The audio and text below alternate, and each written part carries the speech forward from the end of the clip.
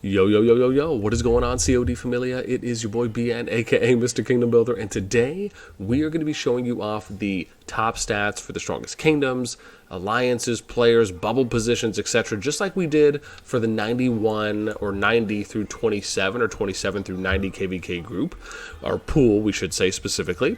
And we're going to be doing the same thing today for the pool of 91 through 102, along with SS1-4 and -5 that you can see here in Burning Stars. And the idea behind this is that it feels as though they want to start phasing out Burning Stars and essentially take you from Burning Stars and Dragon Calls, which is where all the brand new kingdoms start, and then go right to Stars Reignited. As we're kind of seeing the bulk of them transition there right after, at least for the recent pool, we should say.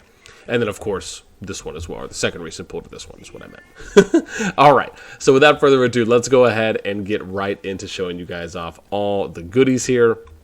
And we're just going to kind of show you everything off the bat, so shouldn't be too complicated, if you will, or take too much time. So this is where we have it. I'll be doing the group pairing overview as well. I'll just show you this. This is kind of what we did for the 27 through 90 group, where we showed you kind of all the, where their rank was at the top 64 out of that 64 pool, what the server was. We kind of showed you power, strongest. We showed you what the group was specifically also, even though it was here.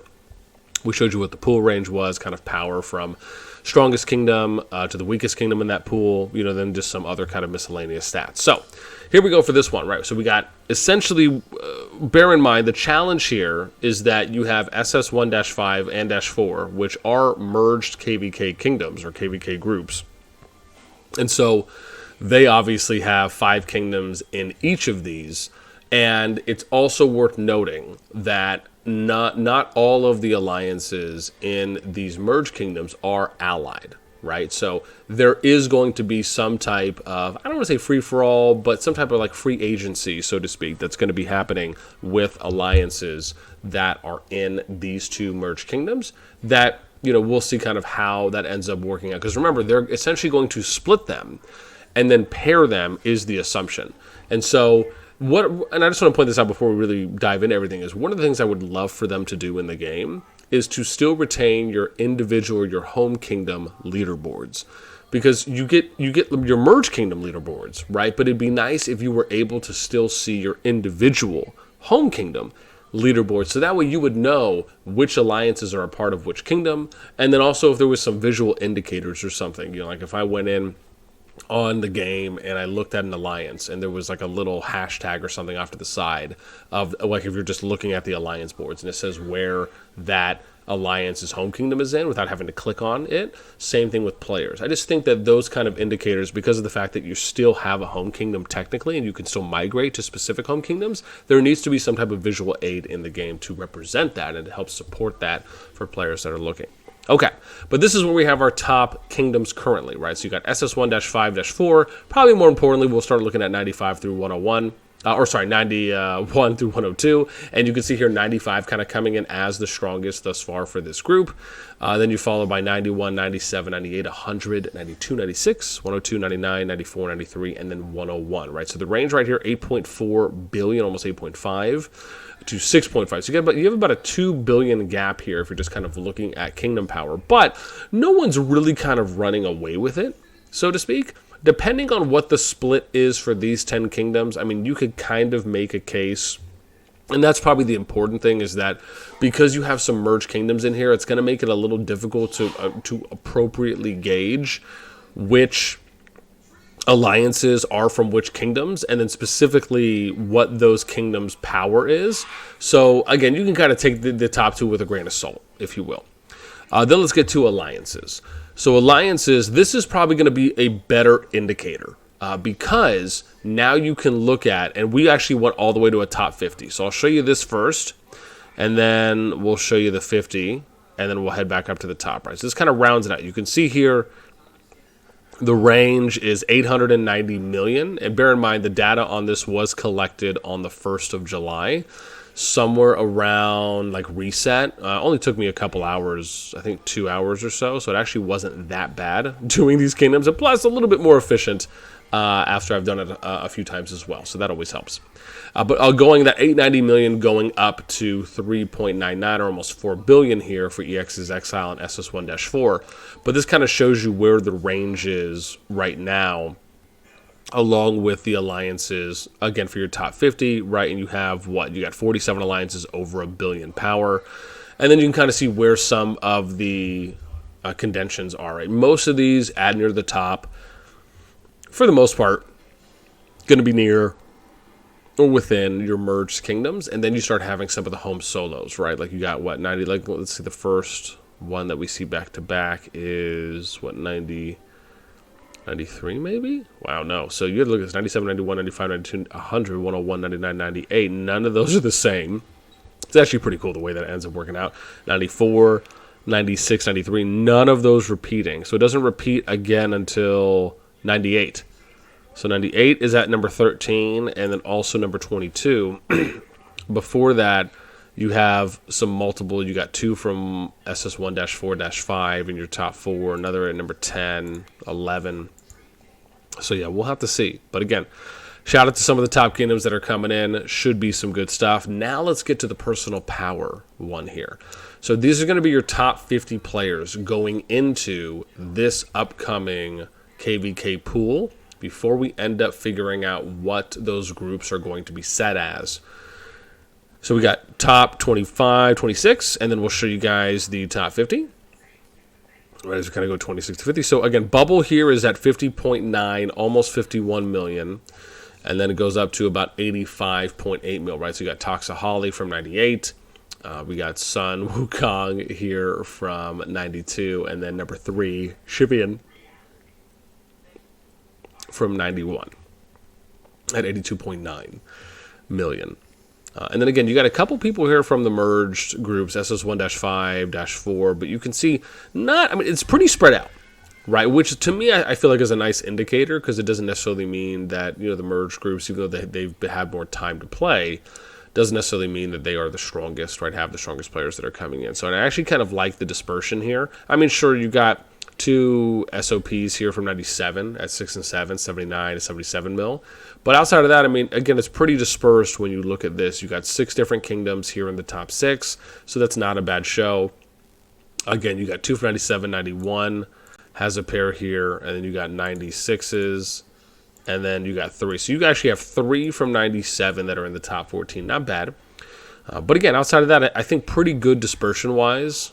Just seeing a lot of different kingdoms represented, so it doesn't seem as though there's kind of an overwhelming bulk, so to speak, at least similarly to what we saw in the last group, which was pretty overwhelming, kind of going in like 32, 33's direction. Excuse me. And then obviously 31 was kind of mixed in there as well. Alrighty, let's look at T5's unlocked. So this kind of shows, totally thought that I data pulled this, but I didn't. Let's there you go. So now you can kind of see, right, 97 with the most T5s coming into this group, SS1-5. But again, with the merged kingdoms, that's going to split, so it's not a hard indicator. 95, 91, right, 87, 1016, right? So pretty much everyone at least has one. The interesting thing, though, is that once the merged kingdoms split, there is a chance that maybe some of those kingdoms do not have any T5 players. But it's difficult to gauge that because, like I said, there's no way that you can just go and click on a player's name and like figure those things out. You'd have to really wait for them to either show some public stats, or you'd have to go through a pool and ask people. So it's just a lot of work. All right, here we go for... I totally thought I set this one up too, but we didn't. Let's fix this real quick. Bam, bam. All right. So here we go for most Castle 25s. Bear in mind, once again, right, with the merged kingdoms, this is going to be split, so it's not a hard, accurate indicator. Outside of that, you have 95 at 52, 97, 51, 92, 43, 42 here for 91, going all the way down to 28. So we're going to meet a decent amount, right? It's not that big of a jump. Maybe for some in the top 3, top 4, or bottom, I should say. And if you're just kind of comparing it with 3, 4, 5, 6, then, it is a little bit, but it kind of flows nicely, where there's not really any kind of big bumps. Maybe from 4 to 5 probably is the biggest, outside of just not knowing what those merged kingdoms separated would have. Now let's get into the bubble boards as we round things out. These ones I did actually already go through and put them together, or I should say high to low, if you will, for order. So let's start here with number 200 player, right? So the bubble positions I actually think are some of the most intriguing stats that we show off because it shows you what the number 200 person is for what that power is or for what that amount is, and then anyone above that is stronger or has more. And so I actually think that this is somewhat of a nice kind of indicator, at least when it comes to your average player within the top 100, notwithstanding or not including any of the heavy spenders, right? That might just be kind of a cut above once you start getting to the top of the boards.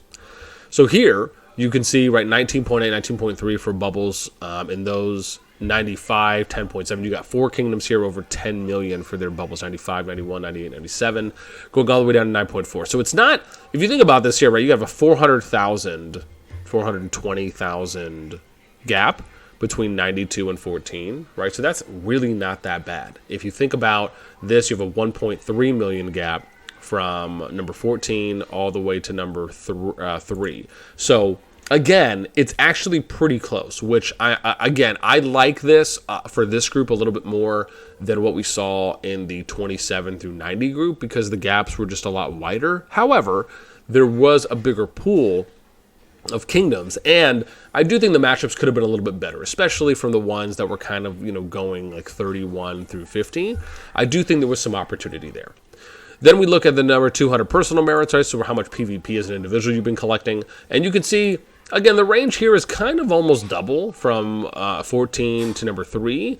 You can see it hasn't really got that far away from number 2 to 3. But then obviously when you get to SS1-4, you can say, well, okay, hey, dude, they've probably been doing a lot of fighting there when you think about that. So it'll be interesting to kind of see which alliances maybe get picked up there. Maybe looking at alliance merits could have been a good thing to throw in here as well. Maybe next time. Okay. Let's then get to 200 RSS gathered. And this, to me, the reason I like gathering the RSS stat or data point is because I think that this can be a good indicator for how healthy players are sometimes on resources. It also can factor into maybe how many Castle 25s you have, because if you're gathering a lot, there's probably a higher indicator that you probably have players that are at higher castle levels on average. And so, you can also feel that maybe they're going to come in a little bit more ready, right, with having a little bit more of a storehouse going into those kingdoms as well, especially if you capture the data towards the end of the season. So you could see here 95, 91, again, right, over 1 billion here for SS1-4 and -5. Not too much of a difference, right? You're talking about 65 million resources that really separate those two, so nothing really too big. But then you look at 664 to 822, right? You're looking at, what's that, 140? No, 160? Is that right? Yeah, like about 160 or so million. So again, a little bit more of a gap. But once you start kind of, if you're looking at them incrementally, one by one, it doesn't really seem too bad. I mean, sure, you have some jumps here a little bit more at kind of 3 through 5. But outside of that, again, I do think this is a little healthier overall. Then we get to Dragon Trail. So now bear in mind that for SS1-5 and -4, it is different because once you get to a merged kingdom, the Dragon Trail max number lowers. So that's just why. Just kind of put the little asterisk there.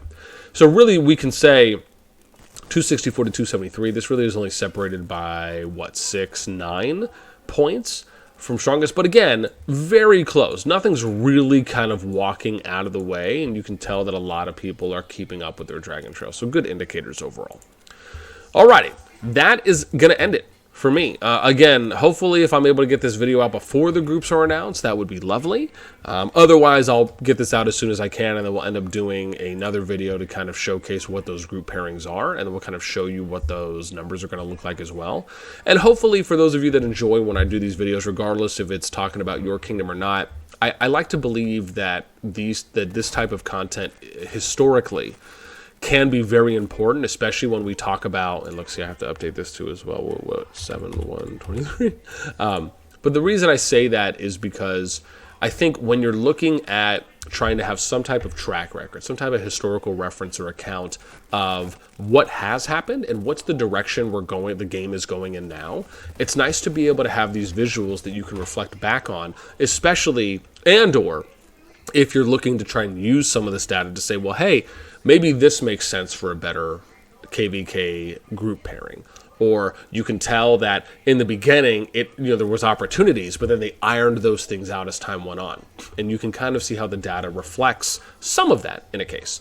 So anyways, with that being said, I'd love to know your thoughts, right? If you're from these kingdoms, what do you think about any of the data points here that we've captured? If you're not, what do you think about this pool for them using 23 kingdoms compared to the 64 that they did last time? And it seems as though they're going in a little bit lower of a direction. So that should be a fun video we have coming out in the future. Anyways, with all that in mind, that is going to do it for me. As always, let me know what you guys think in the comments down below. Until next time, I will catch you later.